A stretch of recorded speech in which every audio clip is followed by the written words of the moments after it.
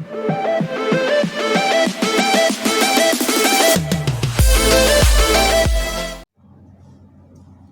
Guys, अस्सलाम वालेकुम। This is Khan Rafiq here.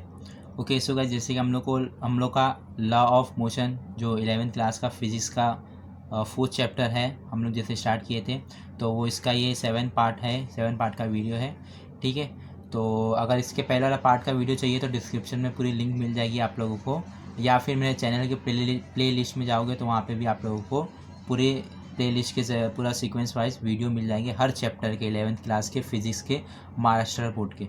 Okay ठीक है, तो अभी हम लोग का जो नेक्स्ट टॉपिक है उसका नाम है नेसेसिटी ऑफ डेफिनाइंग इम्पल्स। मतलब डेफिनाई इम्पल्स का ज़रूरत क्या है, क्या नेसेसरी उसका क्या ज़रूरत है, वो हम लोग देख लेते हैं। ठीक है, in many cases an applicable force acts for an extreme small interval of time.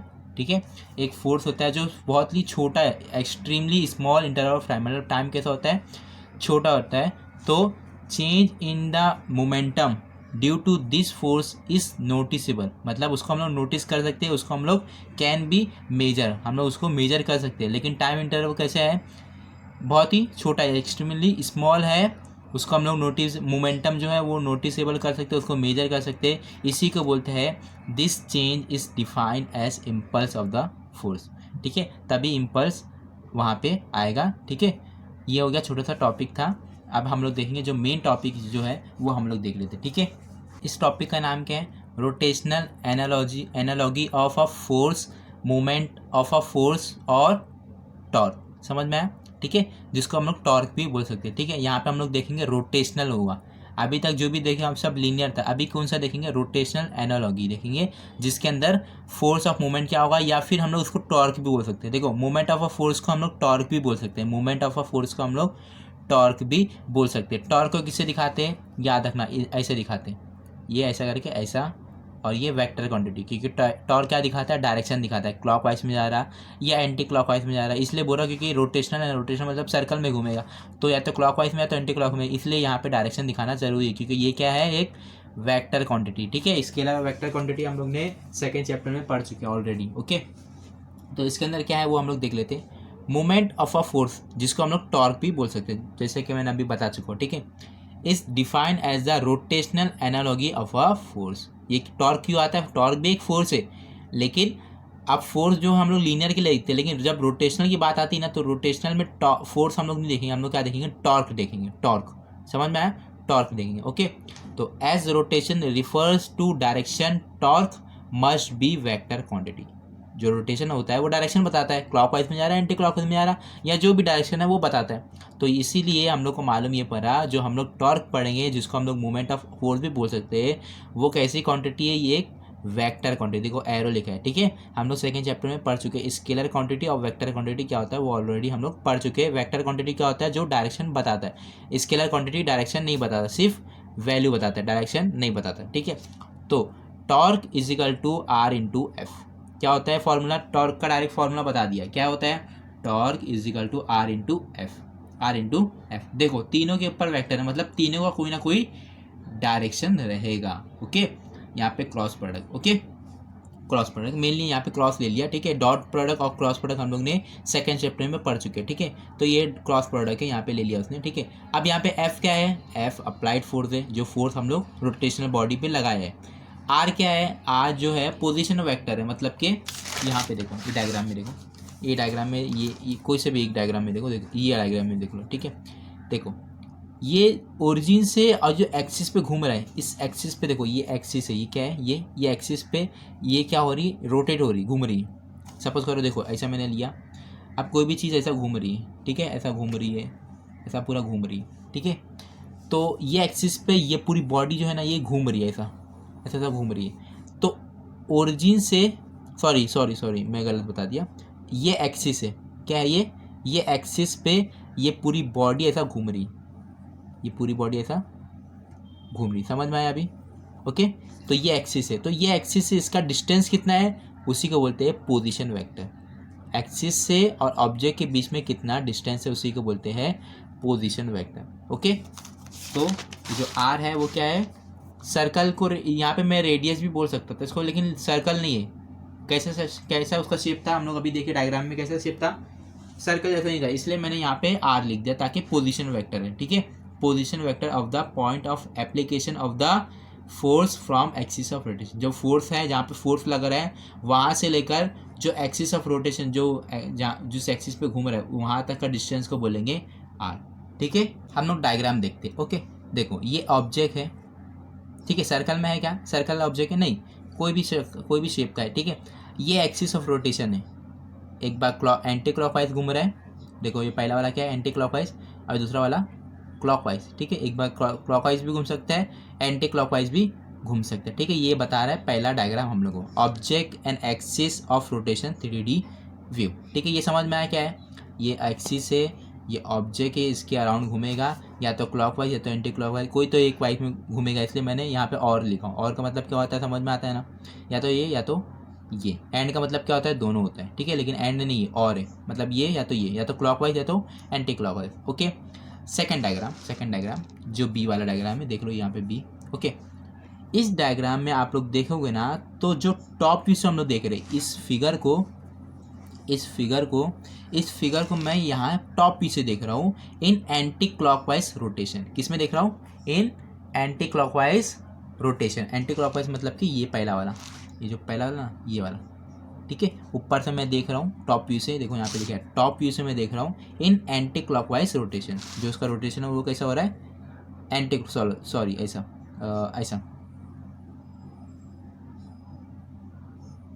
ठीक है, ऐसा हो रहा है। Okay, anti clockwise. अब एंटी क्लॉकवाइज में देखो आर का डायरेक्शन तो ऐसे ही रहेगा, क्योंकि देखो सपोज करो यहाँ पे फोर्स लग रहा है, ठीक है, यहाँ पे सपोज करो फोर्स ऐसा लग रहा है, एंटी क्लॉकवाइज में जा रहा है ना, तो ऐसा फोर्स लग रहा है, ठीक है।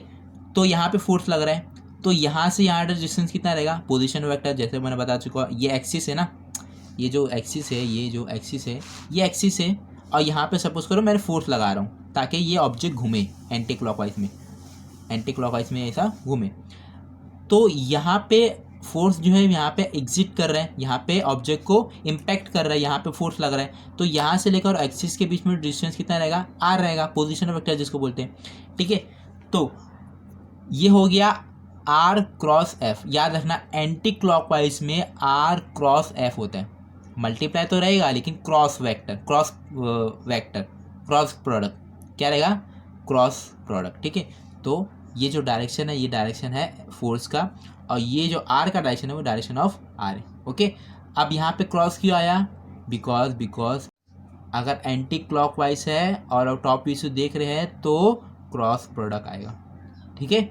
अब सेकेंड, यहाँ पे देखो, यहाँ पे ये आर का डायरेक्शन ऐसा है, सपोज करो फोर्स यहाँ पे लग रहा है, ओके, तो ये कैसा घूमेगा, क्लॉकवाइज में घूमेगा, ठीक है, क्लॉकवाइज में घुमा, तो ये टॉप व्यू से मैं देख रहा हूँ इन क्लॉकवाइज रोटेशन, ठीक है। तो ये सपोज करो यहाँ पे मैंने फोर्स लगाया कुछ इस तरीके से, और ये लगा आर का, तो यहाँ पे आएगा, यहाँ पे भी आर क्रॉस एफ आएगा, ठीक है। लेकिन यहाँ पे याद रखना, यहाँ पे डॉट आया है, यहाँ पे क्या आया है, डॉट आया है, और यहाँ पे देखना आप क्रॉस आया है। क्यों डॉट और क्रॉस आया, वो ही जानने के लिए हम लोग पूरा थ्योरी पढ़ेंगे, ठीक है। तो यहाँ पे सिर्फ डायग्राम समझो, कि टॉप व्यू से मैं देख रहा हूँ, पहला फिगर को टॉप व्यू से, दूसरे फिगर को भी टॉप व्यू से, लेकिन ये कंडीशन में ये कैसा है, एंटी क्लॉकवाइज में, और ये सेकंड कंडीशन में ये है क्लॉकवाइज में।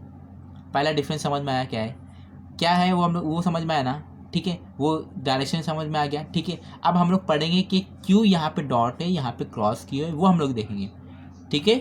ओके, नाउ मैं एक एक करके पढ़ता हूँ, एक एक पॉइंट अच्छे से समझिएगा, ठीक है, अच्छे से समझना, और नहीं समझे तो वीडियो को रिवाइंड करके फिर से देखो। ओके, नाउ फिगर ए मतलब ये वाला देखो, हाँ अभी फिगर ए बोल दिया उसने, फिगर ए मतलब ये वाला, सॉरी ये वाला बोल रहा था मैं, ये वाला फिगर ए, ये वाला। ओके, क्या बोल रहा है, figure A is 3D drawing indicating the laminar object rotating about axis of rotation, ठीक है। जैसे मैंने बताया उसने वही बोला, क्या हो रहा है, एक एक्सिस पे ऑब्जेक्ट घूम रहा है, इस ऑब्जेक्ट को दिखाने के लिए 3D व्यू, ठीक है, ये 3D व्यू है, ओके, ठीक है। The axis being perpendicular to the object, जो भी एक्सिस है, ये एक्सिस है और ये ऑब्जेक्ट है, ये ऑब्जेक्ट है ना, ये ऐसा ऑब्जेक्ट है ना, ऑब्जेक्ट को तो ऐसे हॉरिजॉन्टल रहेगा ना, ये देखो देखिए ये ऐसा है ना, सपोज करो ये शीट है, तो ये शीट है ना तो ऐसा रहेगा इसका वो क्या बोलेंगे एक्सिस, और एक्सिस ऑफ रोटेशन जो है जहाँ जिस एक्सिस पे वो ऑब्जेक्ट घूम रहा है तो कैसा है, वो ऐसा है, तो मतलब ये ऐसा है और ये ऐसा है, तो परपेंडिकुलर है ना 90 डिग्री जिसको बोलेंगे, है ना। तो वही बोल रहे हैं यहाँ पे, the axis being perpendicular to the object and passing through, मतलब समझ में आया, ऑब्जेक्ट से पास हो रहा है और परपेंडिकुलर टू द ऑब्जेक्ट। तो ये पहला फिगर समझा क्या मैंने बोला, ठीक है। अब फिगर बी पे आओ, ठीक है। Figure B indicates the top view, ठीक है, जैसे मैंने बता चुका हूँ टॉप व्यू, ओके। ये वाला डायग्राम देखो, फिगर बी टॉप व्यू मैंने बता दिया, ठीक है। टॉप व्यू क्या है, टॉप व्यू समझ में आता है ना, टॉप व्यू ऊपर से देख रहे हो, क्या ऊपर से देख रहे हो, इसको ऊपर से देखा तो ये नज़र आया, ये क्यों नज़र आया वो भी देख लो यहाँ पे। Indicate the top view of the object when the rotation is in anti clockwise direction. पहले डायग्राम को समझो खाली, टॉप व्यू से मैं देख रहा हूँ, एंटी क्लॉकवाइज डायरेक्शन से देख रहा हूँ, ठीक है। तो याद रखना इसका डायरेक्शन ऐसा रहेगा आर का, और एफ का डायरेक्शन ऐसा रहेगा, क्योंकि मुझे एंटी क्लॉकवाइज में घुमाना है, ऐसा समझ में आ रहा है, ऐसा मुझे घुमाना है, ओके। तो ऐसा घुमाना है तो मुझे यहाँ से ऐसा फोर्स लगाना पड़ेगा, तो सपोज करो मैंने ऐसा फोर्स लगाया, तो ये हो गया डायरेक्शन ऑफ एफ, और ये वाला जो डायरेक्शन है वो डायरेक्शन ऑफ आर, ठीक है। नाउ आगे पढ़ो फिगर सी, अब आएगा figure C, shows the view from the top, ये भी टॉप व्यू है, ये ऑब्जेक्ट है, ये ऑब्जेक्ट को मैं ऊपर से देख रहा हूँ, कुछ इस तरीके दिखेगा। अब इसमें डिफरेंस क्यों आया, दोनों को टॉप व्यू से देख रहे हो तो, लेकिन डिफरेंस क्यों आया, इसीलिए आया क्योंकि ये एंटी क्लॉकवाइज में है और ये क्लॉकवाइज में है, ये कैसा है क्लॉकवाइज में, तो आर का डायरेक्शन तो इसी रहेगा, लेकिन एफ का जो रहेगा वो इस तरीके से रहेगा, ठीक है। तो इसको बोलेंगे डायरेक्शन ऑफ फोर्स, ओके, ठीक है। Direction of the torque is always perpendicular, याद रखना टॉर्क जो रहेगा, कि देखो आर का डायरेक्शन हम लोग को मालूम पड़ा, एफ का डायरेक्शन मालूम पड़ा, यहाँ पे भी आर का डायरेक्शन मालूम पड़ा, एफ का डायरेक्शन मालूम पड़ा। अब आप लोग पूछेंगे what about for torque, torque जो फॉर्मूले में है ये टॉर्क का क्या रहेगा, कौन सा डायरेक्शन रहेगा, क्योंकि इसके ऊपर भी एरो है ना, ये तो वेक्टर क्वांटिटी है, तो इसका डायरेक्शन बताओ कि क्या रहेगा, तो इसका डायरेक्शन रहेगा परपेंडिकुलर, परपेंडिकुलर का मतलब समझ में आता है ना 90 डिग्री, किसके 90 डिग्री, दोनों के, याद रखना दोनों के 90 डिग्री रहेगा, दोनों के कैसे रहेगा 90 डिग्री, ठीक है। तो ये ऊपर आएगा, ठीक है, 90 डिग्री ऊपर रहेगा ना इसका, या तो नीचे रहेगा, जो भी है ऊपर नीचे जो भी रहेगा, ठीक है, 90 डिग्री रहेगा, कैसे रहेगा दोनों के 90 डिग्री, जैसे कि मैं बता देता हूँ, देखो यहाँ पे आप लोग ने पढ़े ना ये एक्सिस के बारे में, ये होता है एक्स एक्सिस, ये होता है वाई एक्सिस। अब ये दोनों कैसे परपेंडिकुलर है, अब मैं बोलूँगा तीन एक्सिस मेरे को बना के दिखाऊँ, 3 एक्सिस, जेड वाला भी 3 एक्सिस भी पड़े होंगे ना शायद, तो 3 एक्सिस कहाँ बनेगा, ऑब्वियसली यहाँ बनेगा, जिसको बोलेंगे जेड एक्सिस।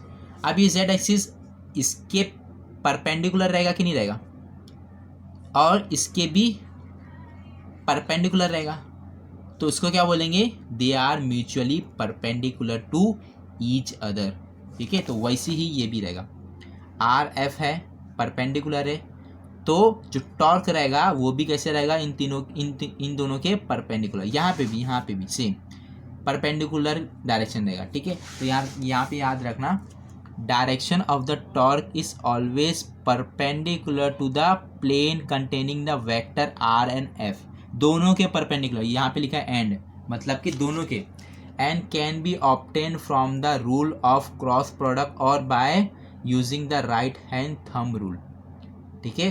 अब डायरेक्शन तो समझ में आया 90 डिग्री, अब लेकिन 90 डिग्री मैं यहाँ पे बनाने के लिए या तो मैं उसको ऊपर लूँगा या तो नीचे लूँगा, यही है।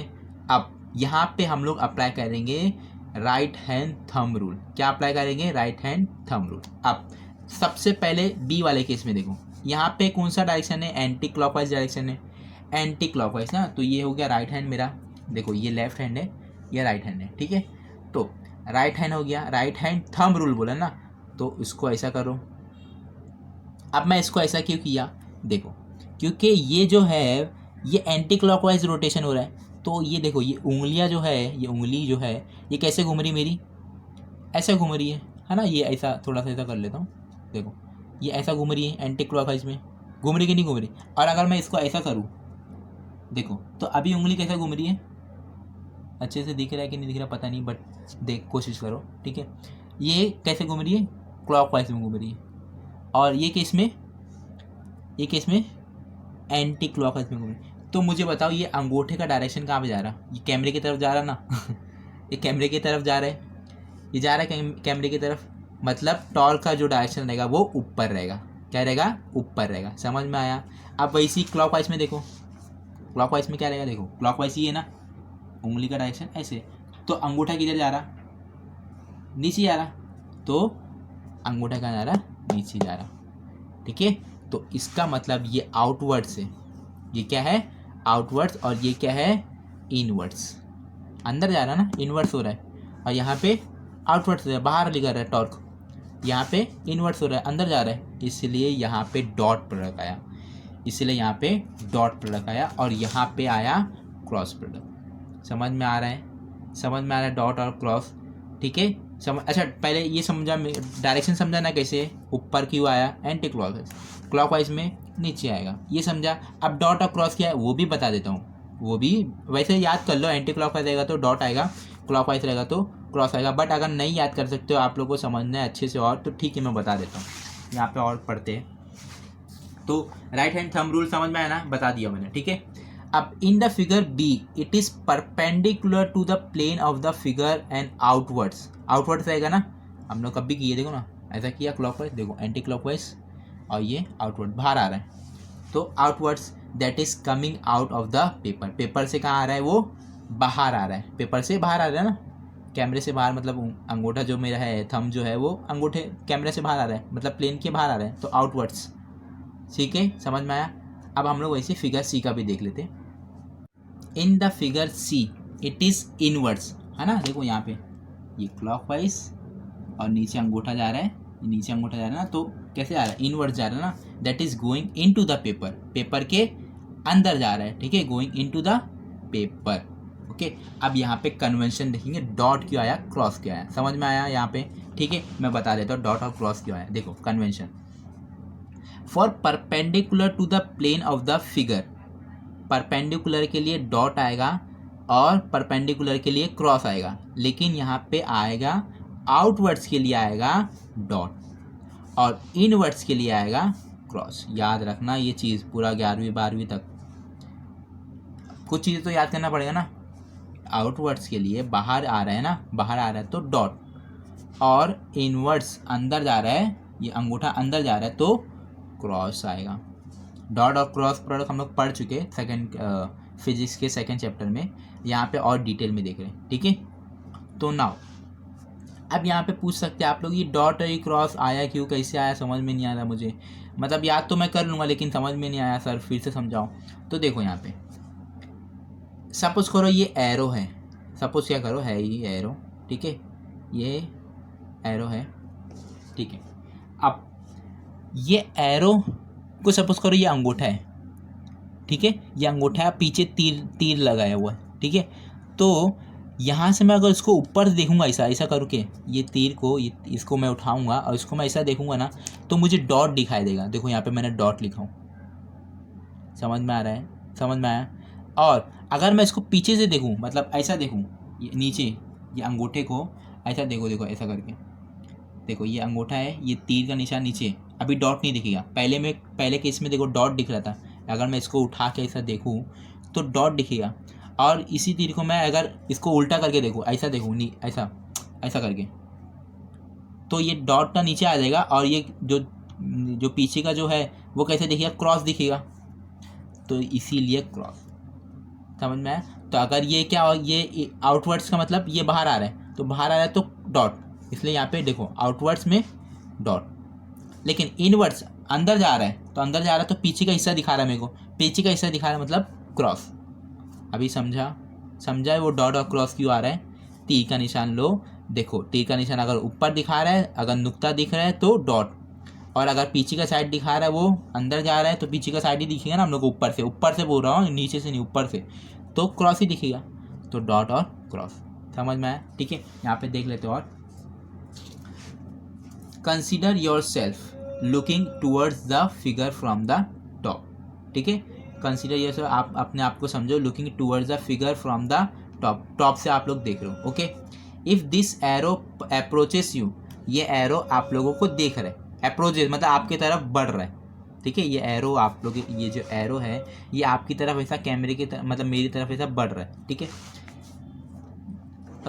The tip of the arrow will be prominently seen, तो हम लोग को ये टिप जो है ये दिखेगा, दिखेगा कि नहीं दिखेगा जब ये चीज़ दिखा। हाँ बराबर, ये पेन आ गया, अच्छा वो एग्जांपल अच्छा हुआ आ गया। देखो ये है एरो, जो ये है ये पेन है सपोज करो, तो देखो ये एरो सपोज करो ये है, और ये जो नोकीलापन जो जिसको बोलेंगे क्रॉस, ये क्रॉस है। ठीक है, अब मैं इसको क्या बोल रहा हूँ, देखो पहला सेंटेंस समझो, if this arrow approaches you, ये जो एरो है ये एरो आप लोगों के पास आ रहा है, पास आ रहा है, तो मैं ऐसा दिखाऊँ क्या, ऐसा दिखाऊँगा क्या, बताओ, ऐसा मैं दिखाऊँगा क्या, ऐसा नहीं दिखाऊँगा। ऐसा कैसे दिखाऊँगा, अप्रोचेस यू, मत अप्रोचेस का मतलब मिल रहा है मुझसे, तो मिल रहा है तो इधर से मिलेगा ना, सामने से मिलेंगे कि बैक से मिलते हैं। हम लोग किसी से हाथ मिलाते सामने से मिलाते हैं या पीठ पीछे हाथ मिलाते हैं, वो अलग बात है, कुछ लोग मिलाते होंगे, वो नहीं पूछ रहा हूँ, लेकिन नॉर्मल लोग कैसे हाथ सामने से मिलाते हैं। ओके, तो ये सामने से ऐसा मिलाएंगे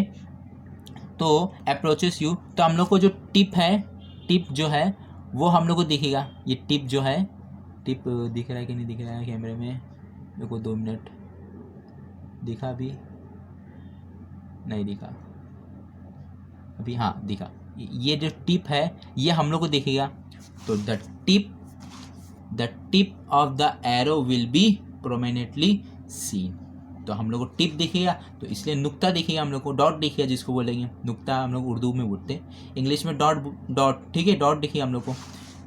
hence circle with a dot in figure 2 refers to perpendicular and outwards, मतलब परपेंडिकुलर तो दोनों है, क्रॉस भी परपेंडिकुलर ये भी परपेंडिकुलर, लेकिन ये कैसे आउटवर्ड से, ये कैसे आउटवर्ड से, समझ में आ रहा है?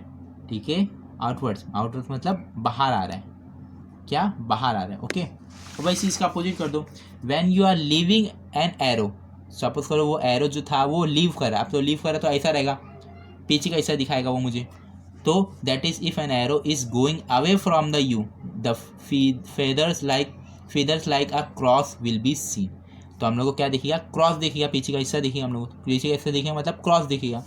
Hence a circle with a cross, ठीक है, इसीलिए वो सर्कल क्या रहेगा, क्रॉस रहेगा। समझ में आया? तो मैंने याद करने का तरीका भी बता दिया और आप लोग वैसे भी याद कर सकते हो। Okay, now circle with cross and dot indicates a line perpendicular to the plane of the figure. ठीक है, तो जो हम लोग को जिसके अंदर क्रॉस भी दिखाया है और डॉट भी दिखाया है, वो क्या बता रहा है हम लोग को, circle with cross and dot भी दिखा रहा है और क्रॉस भी दिखा रहा है, indicates a line perpendicular to the plane of the figure. तो वो लाइन मतलब क्या क्या दिखाने की कोशिश कर रहा है वो, कि लाइन जो है वो perpendicular to the plane of the figure. Okay, तो फिगर नंबर 4। ओके, नाउ और देख लेते हैं, अगर मैं मैग्नीट्यूड में लिखना चाहूँ, torque is equal to R into F, देखे थे हम लोग यहाँ पे, दिखा देता हूँ फिर से, torque is equal to R into F. अब मुझे मैग्नीट्यूड में लिखना है, मैग्नीट्यूड का मतलब स्केलर क्वांटिटी में भी लिखना है, मतलब कि ये एरो नहीं रहना चाहिए, तो मैं कैसे लिखूंगा, क्रॉस प्रोडक्ट है ना, क्रॉस प्रोडक्ट में हम लोग क्या लेते हैं, साइन लेते ना, क्रॉस प्रोडक्ट में हम लोग पढ़े साइन लेते, तो यहाँ पे क्या आएगा, साइन आएगा। ठीक है, तो in magnitude torque is equal to R F sine theta, ये हम लोग सेकंड चैप्टर में पढ़े। ओके, नहीं देखे हो चैप्टर, नहीं पढ़े तो आप लोग मेरे चैनल पे जाके पढ़ सकते हो। ओके, वहाँ पे पूरा सीक्वेंस वाइज वीडियो दिया है प्ले लिस्ट में। ओके, नाउ वेयर थीटा क्या है, smaller angle between R and F के बीच में जो एंगल रहेगा उसी को वही एंगल ही है। ओके, समझ में आई डेरिवेशन, ये समझा, छोटा सा पार्ट बेसिक जिसको बोलेंगे, ये बेसिक को एकदम स्ट्रॉन्ग कर लो। ठीक है, डॉट क्यों आया, क्रॉस क्यों आया, वो समझा ना, अगर नहीं समझे तो वीडियो को रिवाइंड करके अच्छे से सुनो। ठीक है, हो सके तो एयरफोन लगा लो या फिर कुछ ऐसी चीज़ पे सुनो जिस पे आप लोग अच्छे से मेरी बात को सुन सकते हो। ओके, नाउ यहाँ पे एक कॉन्सिक्वेंस देख लेते हैं। कॉन्सिक्वेंस मतलब कि कुछ क्या बोल सकते हैं उसको, केसेस देख लेते हैं। ठीक है, कॉन्सिक्वेंस को केसेस भी बोल सकते हैं। इफ़, ठीक है, तो पहला क्या केस है, इफ़ आर और एफ दोनों में से कोई एक is greater the torque is greater. Obviously फॉर्मूले से मालूम पड़ता है बाबा, कोई भी एक चीज़ भी बड़ा रहेगा ना तो वो इसको भी बढ़ा देगा, क्योंकि कैसे है, दोनों डायरेक्टली प्रोपोर्शनल है। कैसे है, डायरेक्टली प्रोपोर्शनल। ठीक है, डायरेक्टली प्रोपोर्शनल का मतलब मालूम है ना, जो आमने सामने हो। ठीक है, डिवाइड में नहीं है दोनों। ठीक है, तो इफ़ आर और एफ दोनों में से कोई एक is greater the torque is greater, thus it is recommended to apply the force away from the hinges। ठीक है, now if theta is equal to 90 degree, theta is equal to 90, suppose करो angle जो है वो 90 degree, तो sign 90 क्या होता है, 1 होता है। तो वैल्यू क्या आएगा, आर इंटू एफ आएगा। वैसे थर्ड केस भी देख लेते हैं। If theta is equal to 0, मतलब ये परपेंडिकुलर था आर और एफ, और अभी क्या हो गया, 0 मतलब पैरेलल हो गया। 0 का मतलब क्या हुआ, पैरेलल ना। आर और एफ का डायरेक्शन कैसे, पैरेलल है, दोनों एक दूसरे के पैरेलल। 90 डिग्री, 0 डिग्री का मतलब समझ में आता है ना, 90 डिग्री का मतलब होता है परपेंडिकुलर, और 0 डिग्री है मतलब आर और एफ कैसे पैरेलल है। 90 डिग्री का मतलब होता है आर और एफ परपेंडिकुलर है, 90 डिग्री बना रहे एक्स और वाई एक्सिस से, ऐसे सपोज कर लो। लेकिन अगर 0 डिग्री है मतलब वो दोनों कैसे पैरेलल है, कैसे पैरेलल है। और यहाँ पे लिखा है 180 डिग्री, 0 डिग्री या तो 180 डिग्री। 180 डिग्री का मतलब क्या है, 180 डिग्री का मतलब भी पैरेलल ही होता है। बट यहाँ पे 180 डिग्री का मतलब होता है एंटी पैरेलल। याद रखना, कैसा पैरेलल, एंटी पैरेलल। अब आप लोग पूछेंगे कैसे एंटी पैरेलल क्या होता है, कैसे बनाते हैं। देखो पहला केस देखो, ये पहला बोला 90 डिग्री ना, तो 90 ऐसा डिग्री बनाते, आर सपोज करो ये एफ है। सेकेंड केस में क्या बोला है, आर, फिर उसके बाद 0 डिग्री, 0 मतलब एफ भी इसी पे, तो दोनों पैरेलल है ना, पैरेलल है। अब 180 डिग्री क्या होता है, ये तो 90 डिग्री होता है, 180 डिग्री ऐसा होगा, तो ये आर है और ये एफ है, तो ये 180 डिग्री। ओके, अब 180 डिग्री में देखो ये ऐसा जा रहा है, ये ऐसा जा रहा है, पैरेलल तो है, दोनों पैरेलल ही, हॉरिजॉन्टल ही है, पैरेलल ही है, लेकिन कैसे एंटी पैरेलल इसलिए क्योंकि एक का डायरेक्शन ऐसे, एक का डायरेक्शन ऐसे, इसीलिए बोलेंगे इसको एंटी पैरेलल। क्या बोलेंगे इसको, एंटी पैरेलल। ये शायद आप लोगों के लिए नया है तो सीख लो। ठीक है, इसको बोलेंगे पैरेलल, इसको बोलेंगे एंटी पैरेलल। 180 डिग्री को बोलते हैं एंटी पैरेलल, और 0 डिग्री को बोलते हैं पैरेलल, और 90 डिग्री को बोलते हैं परपेंडिकुलर। ओके, तो 180 डिग्री या 0 डिग्री, तो याद रखना साइन 0 क्या होता है, 0 होता है, तो ये पूरा टर्म क्या हो जाएगा, 0 हो जाएगा, तो टॉर्क इज इक्वल टू 0। और साइन 180 कितना होता है, साइन 180 भी 0 ही होता है, साइन 180 भी 0 ही होता है, तो ये पूरा टर्म भी 0 हो जाएगा, तो टॉर्क इज इक्वल टू 0। अब आप लोग बोलो 90 डिग्री में देखो आर एफ आ रहा है वैल्यू, और 0 और 180 डिग्री में 0 वैल्यू आ रहा है, मतलब मैक्सिमम कौन सा टॉर्क है, कब मैक्सिमम रहेगा टॉर्क, जब 90 डिग्री रहेगा तभी कुछ वैल्यू आ रहा है ना, समथिंग कुछ वैल्यू आ रहा है, तो इसलिए टॉर्क मैक्सिमम का रहेगा जब एंगल कितना रहेगा 90 डिग्री। और टॉर्क मिनिमम मतलब 0 कब रहेगा, जब एंगल कितना होगा 0 डिग्री या 180 डिग्री, तब टॉर्क क्या रहेगा, मिनिमम रहेगा। समझा, ये यहाँ तक समझा। तो फोर्थ केस, लास्ट केस, वो भी देख लेते हैं। मूवमेंट ऑफ अ फोर्स को क्या बोल सकते हैं हम लोग, दूसरा नाम क्या बोल सकते हैं, टॉर्क, मैंने बता चुका हूँ। ठीक है, मूवमेंट ऑफ फोर्स बोले या टॉर्क बोले एक ही बात है। ठीक है, डिपेंड्स किसके ऊपर, depends not only on the magnitude and direction of the force.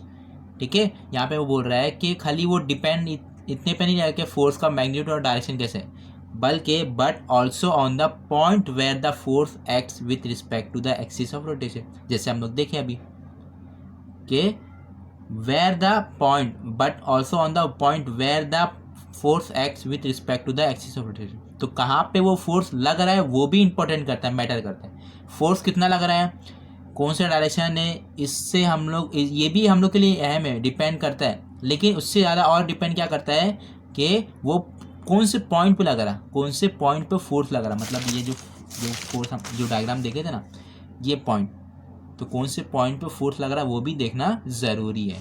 Okay,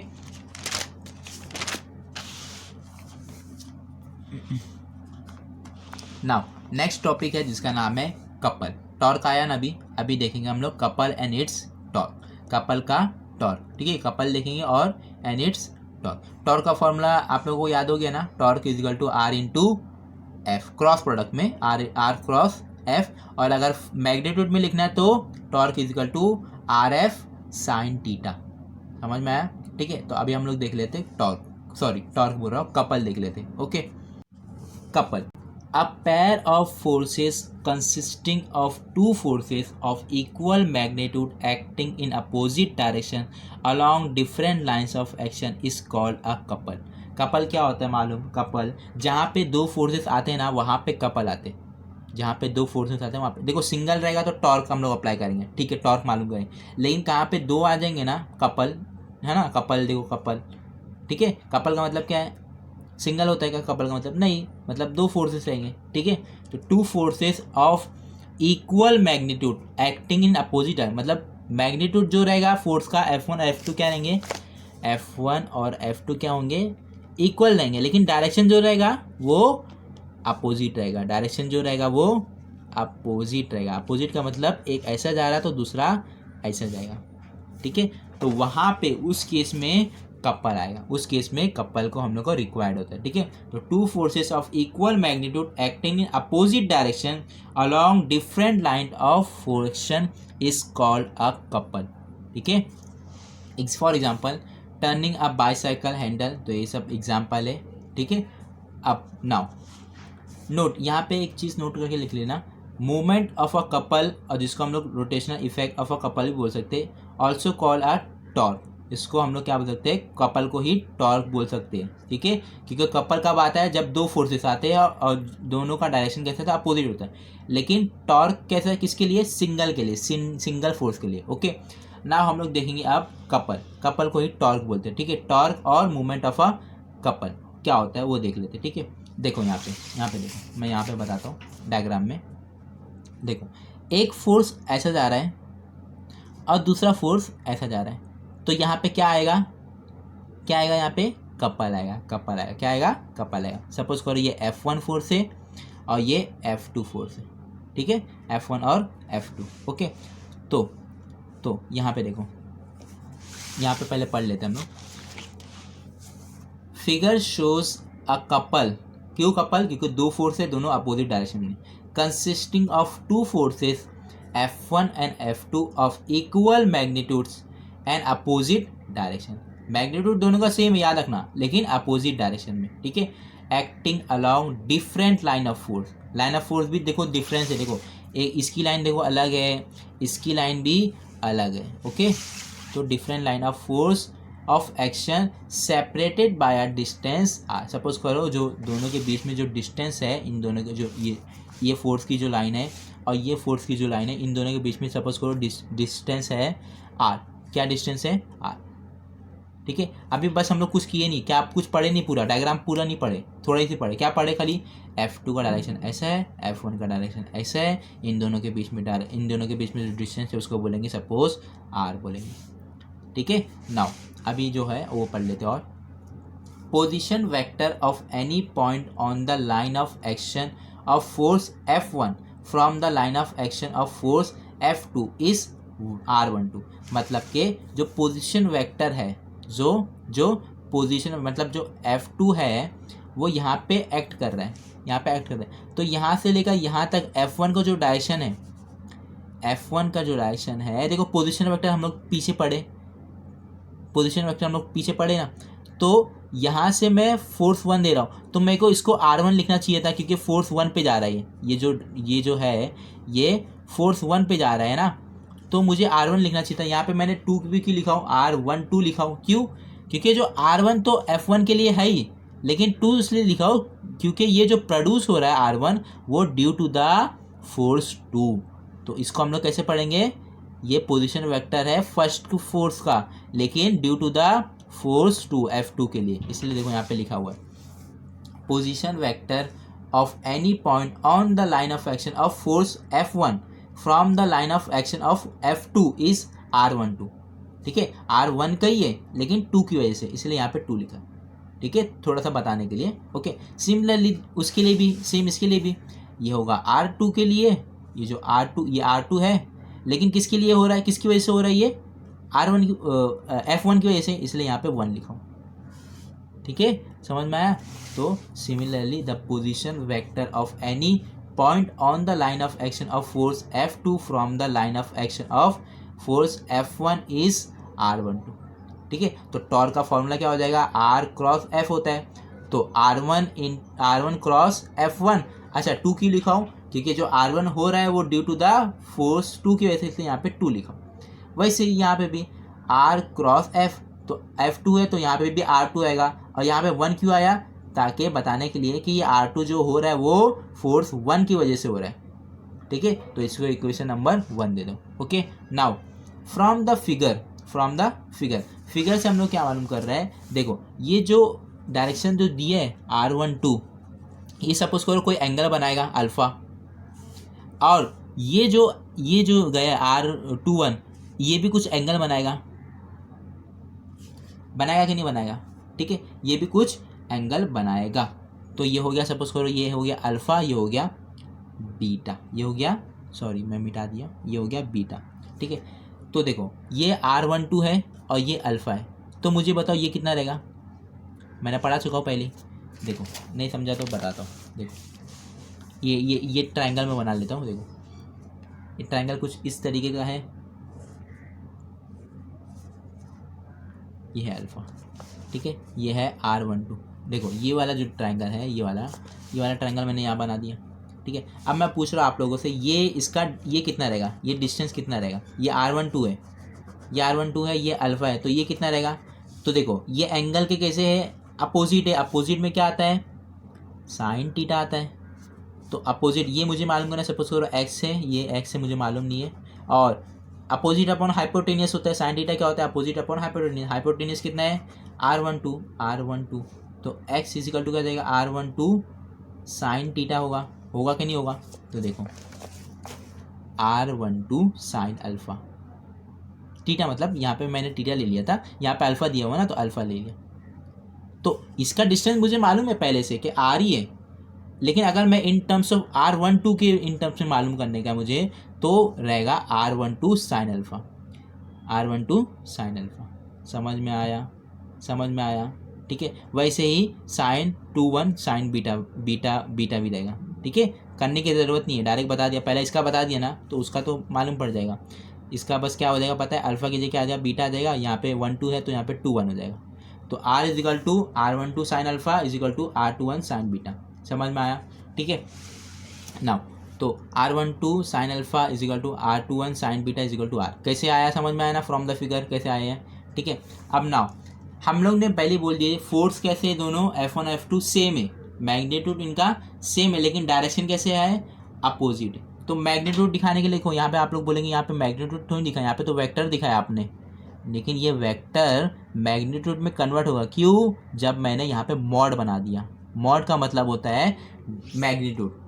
अभी आप लोग यहाँ पे देख के क्या बोलेंगे कि ये वेक्टर क्वांटिटी नहीं, ये वेक्टर क्वांटिटी नहीं है, अब ये मैग्नीट्यूड हो गया। क्यों मैग्नीट्यूड हो गया, क्योंकि यहाँ पे मैंने क्या डाल दिया, मॉड। मॉड का मतलब ये होता है कि वो मैग्नीट्यूड बता रहा है, क्या बता रहा है वो, मैग्नीट्यूड। ठीक है, तो मैग्नीट्यूड दोनों कैसे सेम है, मैंने बताया, डायरेक्शन अलग है लेकिन मैग्नीट्यूड सेम है, इसलिए सपोज करो वो F है, F1 और F2 कैसे इक्वल है, F इसको सपोज करो, तो क्या हो जाएगा, वो टॉर्क ऐसी रहेगा। क्रॉस प्रोडक्ट में क्या आता है, साइन आता है ना, हम लोग पहले सेकंड चैप्टर में पढ़े, साइन आता है, तो R12 ऐसी रहेगा F1 और यहाँ पे साइन अल्फा, वैसे ही R21 F2 साइन बीटा है ना, यहाँ पे अल्फा यहाँ पे बीटा, 1 के लिए अल्फा था, 2 के लिए बीटा था। अब वैसे ही देखो यहाँ पे R इंटू एफ हो जाएगा, ठीक है, ये हो जाएगा R इंटू एफ। तो हम लोग को इससे मालूम क्या पड़ा, it clear shows that the movement of a given couple is constant, that is it is independent of the point of application of the force. मतलब ये फोर्स कौन से पॉइंट पे लग रहा है ये इसके ऊपर डिपेंड नहीं करता। कौन, कपल डिपेंड नहीं करता कि फोर्स किस पॉइंट पे लग रहा है। देखो टॉर्क में हम लोग पढ़े थे तो देखे थे कि फोर्स किस पॉइंट पे लग रहा है, फोर्स का मैग्नीट्यूड क्या, डायरेक्शन क्या, वो सब हम लोग को देखना पड़ता है। लेकिन यहाँ पे फोर्स जो है वो किस पॉइंट पे लग रहा है, किस जगह पे लग रहा है, वो इंपॉर्टेंट नहीं करता। It is independent of the points of application of forces और the position of the axis of rotation. जो एक्सिस का जो रोटेशन है वो भी डिपेंड नहीं करता कि कहाँ पे हो रहा है एक्सिस ऑफ रोटेशन, ठीक है। बट इंडिपेंडेंट का तो मैंने बता दिया, लेकिन डिपेंड किसके ऊपर होगा, depends only upon magnitude of either force and the separation between their lines of action, ठीक है। आर और एफ के ऊपर डिपेंड करेगा। ओके, यहाँ पे कुछ एक चीज़ नोट करके लिख लो।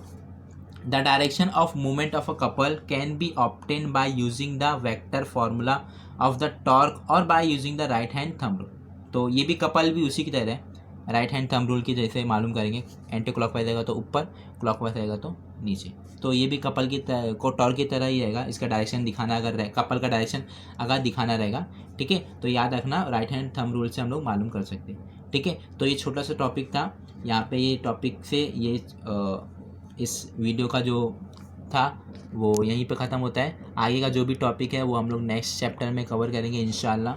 तो तब तक के लिए अगर जो लोग नए हैं प्लीज़ प्लीज़ प्लीज़ सब्सक्राइब करके जाइए, और जो भी अपना सजेशन रहेगा वो कमेंट बॉक्स में बताइए। अच्छे बुरे जो भी कमेंट रहेंगे वो बताइए। और अगर जो लोग पुराने हैं, जो लोग मेरा सब्सक्राइब कर चुके वीडियो देखते हैं, उनके लिए बस एक चीज़ कहना चाहता हूँ, जितना हो सके शेयर कीजिए वीडियो को और सब्सक्राइब बढ़ाइए। तो मिलते हैं नेक्स्ट वीडियो में, तब तक के लिए अल्लाह हाफिज़।